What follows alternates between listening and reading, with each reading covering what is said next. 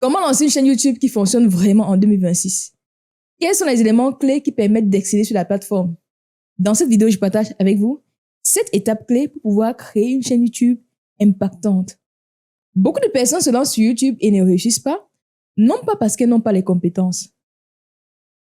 Beaucoup de personnes se lancent sur YouTube, mais n'arrivent pas à avoir les résultats souhaités, non pas parce qu'elles ne peuvent pas, mais parce que ces personnes abandonnent trop vite. Vous allez souvent voir des personnes qui vont se lancer sur YouTube, faire 2 vidéos, 10 vidéos, 20 vidéos et se dire « Ma chaîne n'a pas grossi. Les gens ne regardent pas mes vidéos.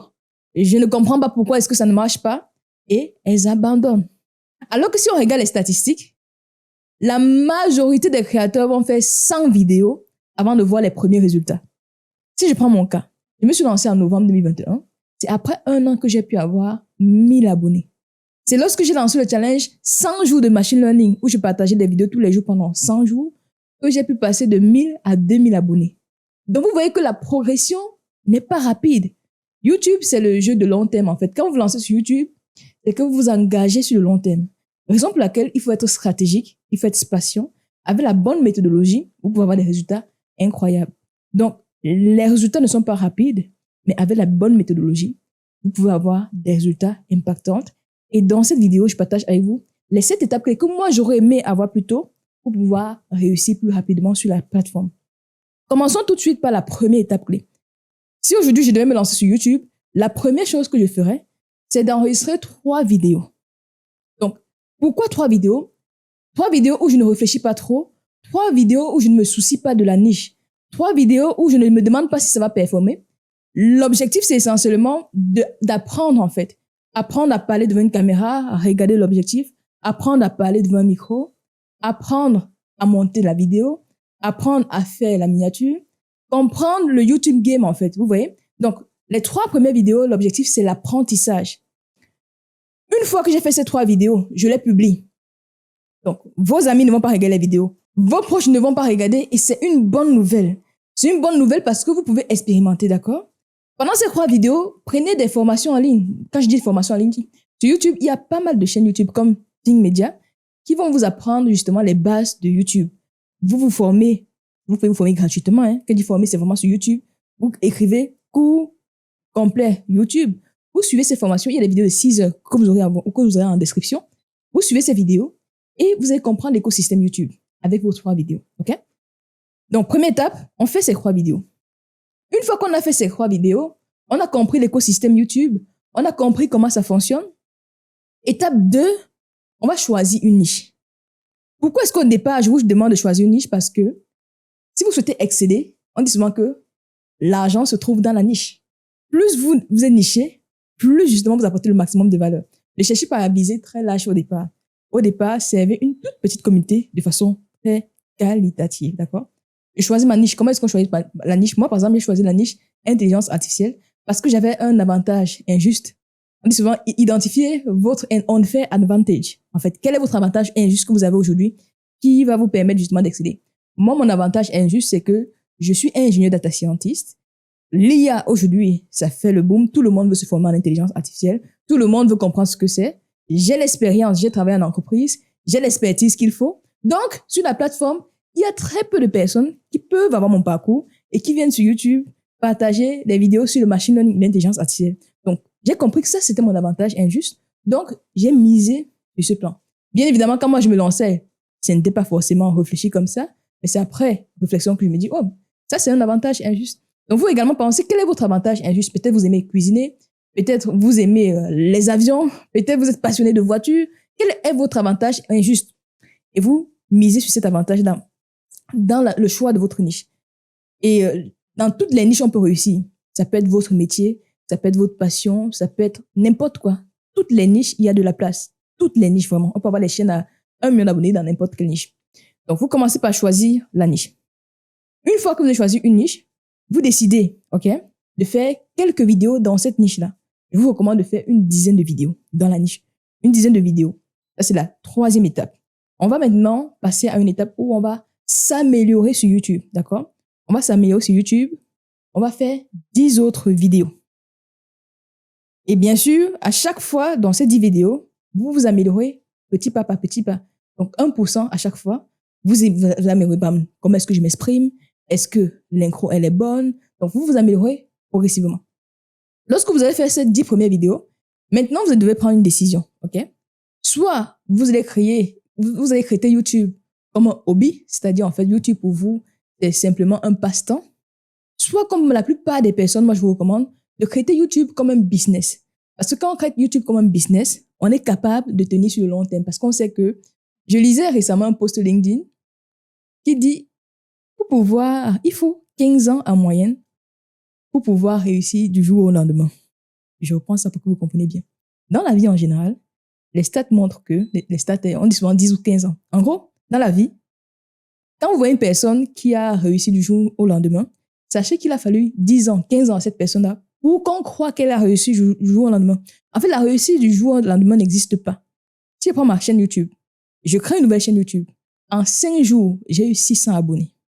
Une personne qui ne me connaît pas va croire, waouh, la chaîne évolue très vite. Natacha a 500 abonnés en 6 jours. Moi, ça m'a pris 1 an. Alors que cette personne oublie que ça fait 4 ans que Natacha partage sur les réseaux sociaux. Natacha a un avantage indus, qu'elle a une communauté. Donc, en 5 jours, elle a pu y avoir 600 abonnés. C'est tout simplement parce que ça fait 4 ans qu'elle travaille là-dessus.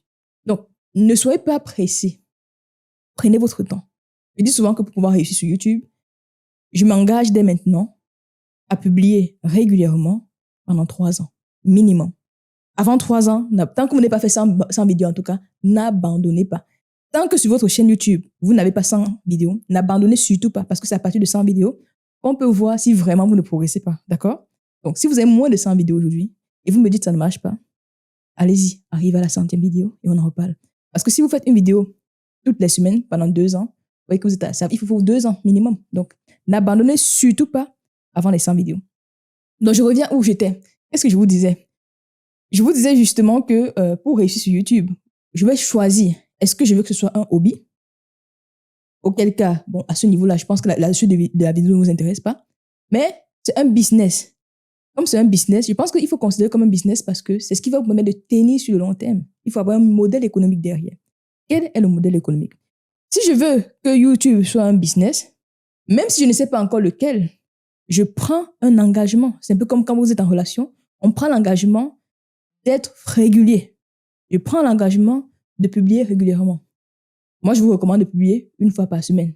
Moi, je publie tous les jours actuellement parce que c'est un challenge que je me suis donné. Mais 1 fois par semaine, déjà, c'est très bien sur la plateforme, d'accord?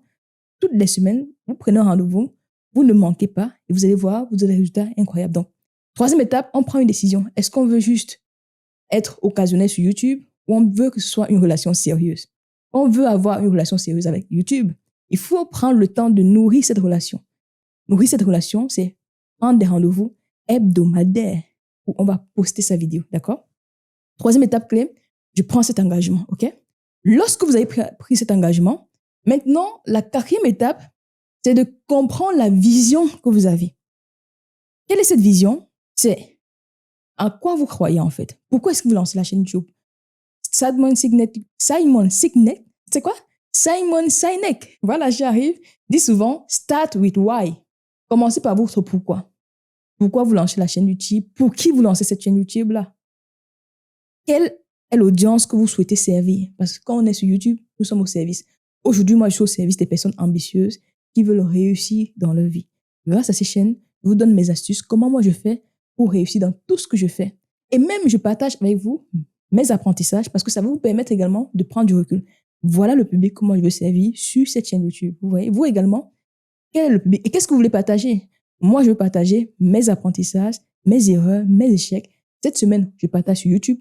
La semaine prochaine, ça sera sur LinkedIn, et ainsi de suite. Donc, je partage mon parcours parce que je veux également que vous progressez. Donc, quelle est la vision que vous avez derrière votre chaîne? Prenez le temps de réfléchir à cette vision-là, OK? Étape 4. Une fois que vous avez la vision, étape 5, il faut choisir le style de contenu que vous devez mettre, le concept. Pourquoi c'est important? Parce que au début, moi, je vous recommande de bien penser à cela parce que YouTube, c'est un moteur de recherche avant tout. Si vous souhaitez grandir, il faut avoir une bonne stratégie. Et en matière de concept, il y a 3 types de concepts que je vous recommande de faire. Le premier concept de vidéo sont des vidéos éducatives. Vous faites des vidéos, comment monter en compétence sur X, comment j'ai fait X, comment utiliser l'IA. Comment, en fait, faites des vidéos qui répondent à la question comment. Parce que grâce à ces vidéos-là, les personnes vont écrire sur la barre de recherche comment devenir data scientist et trouver votre vidéo. Ils vont tomber sur la recherche comment exceller sur YouTube et tomber sur cette vidéo. Vous voyez, pensez au moteur de recherche YouTube dès le départ parce que c'est comme ça que vous allez être découvert sur la plateforme. Donc, on pense à faire des vidéos comment. On peut aussi faire des vidéos pourquoi. Pourquoi vous devez lancer une chaîne YouTube? Vous voyez, c'est l'une des vidéos qui a marché sur cette chaîne. J'ai dit, pourquoi vous devriez lancer une chaîne YouTube même si personne ne regarde votre chaîne YouTube? Et pensez pour la recherche, pour que les personnes qui souhaitent se lancer sur YouTube aient des solutions claires pour passer à l'action. Vous également prenez cette partie vidéo éducative, ça vous permet d'attirer des personnes qui ne vous connaissent pas grâce à la barre de recherche. Deuxième type de vidéo que vous devez mettre en place, ce sont des vidéos de pensée, les vidéos de valeur. Sur ma chaîne YouTube Le Coin Stat, je ne faisais pas forcément beaucoup de ce type de vidéos, mais c'est très important parce que ça permet, on se connecte aux humains, on se connecte aux personnes, on se connecte vraiment, on crée une communauté avec des personnes qui ont des valeurs qui sont similaires aux nôtres, en fait. Vous voyez? Donc, raison pour laquelle, pensez également à faire des vidéos autour de vos convictions. Vous partagez des coups de gueule, par exemple, dans votre industrie. Qu'est-ce qui vous énerve? Qu'est-ce qui vous plaît? En quoi vous croyez? Est-ce que vraiment partager des vidéos pour pouvoir créer une communauté avec des valeurs fortes? Partager une vision. Je prends un exemple simple. Philippe Simo, investi au pays, est l'une des plus grosses chaînes francophones en business. Lui, son concept, c'était Back to Africa. À chaque vidéo, il rappelait cela. Donc, toutes ces vidéos, en fait, c'était autour du concept Back to Africa. Donc, vous, quelle est la vision que vous souhaitez pour votre chaîne également? Si aujourd'hui vous avez un discours politique, c'est Victor Ferry qui m'a appris cela, qu'est-ce que vous souhaitez qu'on mette en place dans les lois des différents pays? Qu'est-ce que vous souhaitez vraiment changer? Et sur la chaîne YouTube, c'est le moteur de la chaîne. Chaque vidéo, justement, c'est une campagne. On bat campagne, justement, pour pouvoir partager sa vision du monde et expliquer pourquoi c'est important. On prenait vraiment le temps à ce niveau-là de partager vos valeurs, partager vos visions, partager vos convictions. C'est même la raison pour laquelle moi j'ai créé cette chaîne secondaire où je vais partager justement mes apprentissages, mes valeurs, ma vision du monde pour que des personnes qui souhaitent progresser dans leur vie soient inspirées et arrivent à réussir dans tout ce qu'elles entreprennent. Ça, c'est la vision de cette chaîne, d'accord? Donc, il faut également penser à cela. On a des contenus de pensée, de valeur. Il faut également penser à faire des contenus d'autorité. À ce niveau-là, si vous souhaitez être expert de votre domaine, vous pouvez partager des études de cas, les retours d'expérience de vos clients, la veille que vous faites dans votre secteur d'activité. Moi, je suis en intelligence artificielle, je fais de la veille, je partage des nouveautés en IA, ça c'est très important. Vous partagez ce type de contenu. Et le quatrième type de contenu que vous avez, ce sont les contenus de personnalité. Les vidéos storytelling. Sur ma chaîne YouTube Le Coin Stat, l'une des vidéos qui est le plus regardée sur la chaîne, c'est une vidéo où je raconte mon histoire. Donc, vous également, racontez votre histoire, storytelling, les lives. Voilà les 4 types de contenus. Donc, on est à l'étape 4, à l'étape 5, où on a choisi, entre guillemets, les 4 types de contenus qu'on veut. Contenu éducatif, contenu de pensée, contenu d'autorité et contenu de personnalité. Une fois qu'on a bien compris l'ensemble des contenus, étape 6, c'est de comprendre le game YouTube. Quand je dis comprendre le game YouTube, c'est qu'est-ce qui fait une bonne vidéo? Qu'est-ce qui fait une bonne vidéo? En réalité, c'est 3 choses. Si vous maîtrisez ces 3 choses, vous comprenez le game YouTube. Première chose la plus importante sur une chaîne YouTube, c'est la miniature. Vous voyez la photo qui apparaît sur les vidéos. C'est souvent à cause de cette miniature, c'est contre-intuitif que des personnes regardent des vidéos. Donc, premier élément très important, prenez vraiment le temps de travailler là-dessus. La miniature, la première photo qu'on développe. Deuxième élément important, le titre. Parce que c'est le titre qui attire. Il faut que ça attire la curiosité. Si une personne n'est pas curieuse, elle ne peut pas cliquer sur votre vidéo. Il faut que titre et miniature apportent de la curiosité et se dit, tiens, j'ai envie de comprendre. Par exemple, met le titre, comment lancer une chaîne YouTube? Implicitement, vous vous posez une question, comment lancer la chaîne YouTube? Et vous voulez savoir comment lancer. Dans la vidéo, j'explique comment lancer. OK? Donc, deuxième élément, le titre. Troisième élément, c'est ce qu'on appelle le hook. Le hook, c'est quoi? Ce sont les 3 premières secondes de la vidéo, les 15 premières secondes d'une vidéo, où vous allez donner un mot qui capte l'attention. Donc, si vous réussissez le bilan, le combo, titre, miniature, hook, vous avez tout ce qu'il faut pour accéder sur YouTube. Parce que si vous regardez les stats sur YouTube, YouTube va craquer combien de personnes ont regardé les 30 premières secondes de votre vidéo. Donc, si aujourd'hui j'avais du temps, entre guillemets, si j'ai 2 heures, entre guillemets, à faire sur une vidéo, je dois faire 1h30 sur le hook. Parce que c'est la partie la plus importante. Le reste de la vidéo, beaucoup de personnes ne vont pas regarder. On va rester au hook. Donc, on regarde hook, miniature, titre. OK? Et pour terminer, 7e étape clé, on va également investir dans le matériel. Au départ, on commence avec son téléphone parce qu'avec les téléphones, on peut avoir des belles vidéos aujourd'hui. Une fois que vous avez déjà habitué à faire la vidéo avec le téléphone, je vous recommande d'investir dans une caméra. Vous avez la liste des matériels que moi j'utilise. Vous avez également investir surtout avant d'investir dans la caméra, commencez par investir dans un micro. OK? Un micro, ça fait toute la différence parce que les personnes écoutent la vidéo avant de la regarder. Vous pouvez avoir une vidéo qui n'est pas très qualitative et si l'audio est de qualité, les personnes vous suivent. Donc, investissez d'abord dans l'audio avant d'investir sur l'image.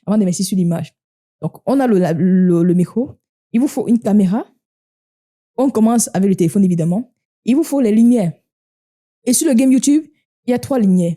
Il y a ce qu'on appelle la key light. Moi, j'ai une key light qui est là. C'est à peu près à 45 degrés. Vous voyez, j'ai une lumière là que vous ne voyez pas. C'est ce qu'on appelle la key light qui permet de éclairer le sujet principal. Okay? C'est à 45 degrés de moi. Vous avez, quand je mets la key light, en gros, ça va créer des zones d'ombre de ce côté. Raison pour laquelle il y a une fill light qui va venir, la lumière de remplissage en fait, qui va venir remplir cette zone de mon visage. Et normalement, je dois également avoir une backlight qui va justement éclairer le derrière et réduire les zones d'ombre. Moi, j'ai en plus des lumières d'ambiance. Vous voyez qu'il y a les bleus. Mais si vous avez les 3 lumières, la key light, la fill light et une backlight, vous avez tout ce qu'il faut en lumière pour pouvoir accéder sur la plateforme. Donc, en termes de matériel, c'est tout.